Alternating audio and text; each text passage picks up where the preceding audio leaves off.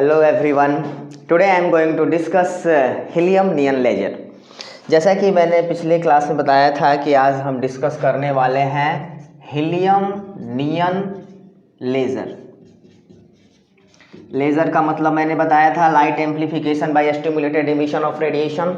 और ये जो लेज़र है हीलियम नियन लेज़र जो है ये बेसिकली एक गैस लेज़र है।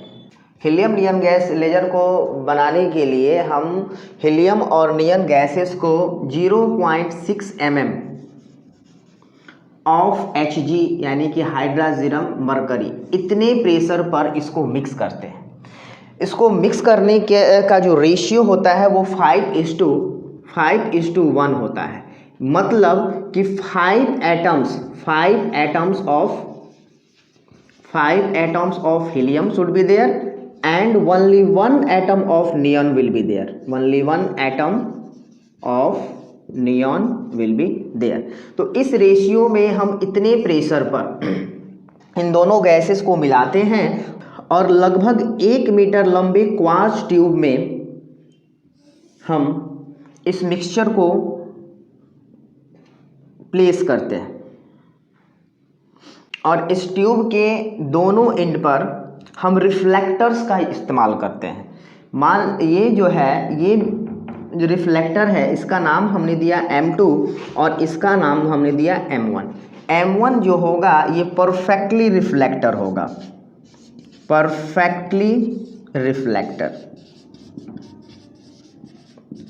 वेयर एज M2 जो होगा पार्शियल रिफ्लेक्टर होगा।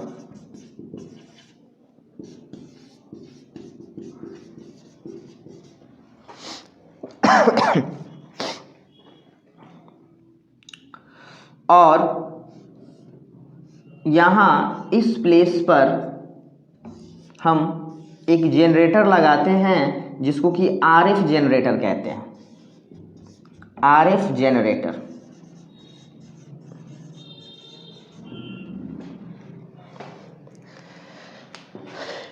इस गैस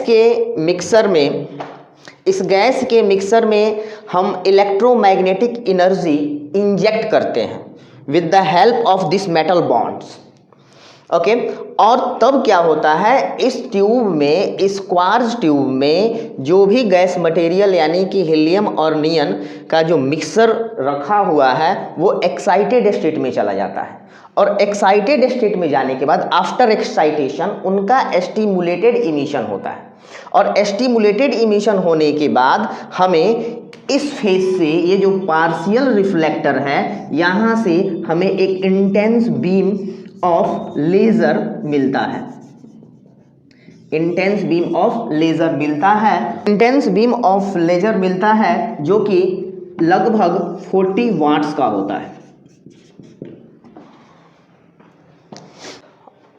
आउटपुट फ्रीक्वेंसी जो अब इस लेज़र का होगा वो लगभग 2.6 × 10⁻14 कूलम्ब पर सेकेंड होता है जो कि इंफ्रारेड रीजन में होता है। इंफ्रारेड रीजन में होता है और इस आउटपुट लेज़र का फ्रीक्वेंसी विजिबल रीजन में 4.7 × 10⁻14 कूलम्ब पर सेकेंड होता है। This is in visible region, visible region. तो ये था गैस लेज़र। नोट्स लिखने के लिए आप मेरे वेबसाइट infinityedu.com से वहाँ से आप नोट्स लिख सकते हैं। लिंक मैंने डिस्क्रिप्शन में दे रखा है। तो अब जो है इसके बाद हम पढ़ते हैं application of laser. Application of laser, तो इसका फर्स्ट एप्लीकेशन क्लिनिकल पर्पस के लिए भी हम इसका इस्तेमाल करते हैं। स्टोन के ट्रीटमेंट, स्टोन के सर्जरी में, आँखों के रेटिना के सर्जरी में, कैंसर के ट्रीटमेंट में भी लेज़र बीम का इस्तेमाल किया जाता है। आपने अक्सर सुना होगा कि जब भी हमारे स्टमक में स्टमक में, किडनी में या फिर गॉल ब्लैडर में कहीं भी स्टोन का फॉर्मेशन हो जाता है, कहीं स्टोन हो जाता है, तो उसके लिए हम लेज़र के हेल्प से, टेलीस्कोपी के माध्यम से, लेज़र के हेल्प से, लेज़र बीम की सहायता से हम उस का ट्रीटमेंट करते हैं, ऑपरेट करते हैं और वहाँ से स्टोन हम रिमूव करते हैं। ठीक है ना। तो क्लिनिकल पर्पस के लिए भी इसका इस्तेमाल किया जाता है। Communication from the earth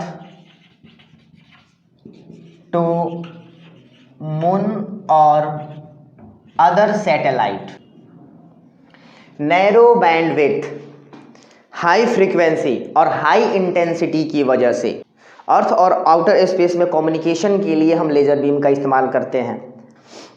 third है war weapon. Strong beam of laser can destroy anything far and near. दूर या नज़दीक के किसी भी चीज़ को ये लेज़र बीम जो होते हैं, इनके स्ट्रॉन्ग लेज़र बीम जो होते हैं उसको डिस्ट्रॉय करने का पावर रखते हैं। इस वजह से लेज़र बीम का इस्तेमाल हम लोग वार में भी करते हैं, मिलिट्री पर्पस के लिए करते हैं।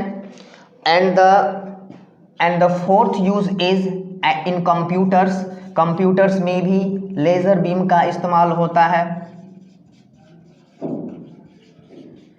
तो ये था हीलियम नियन लेज़र और लेज़र के एप्लीकेशंस को हमने यहाँ पढ़ा। सारे नोट्स वेबसाइट infinityedupoint.com पर अवेलेबल हैं, वहाँ से आप नोट कर सकते हैं। In the next lecture I will discuss Ruby laser. Thank you.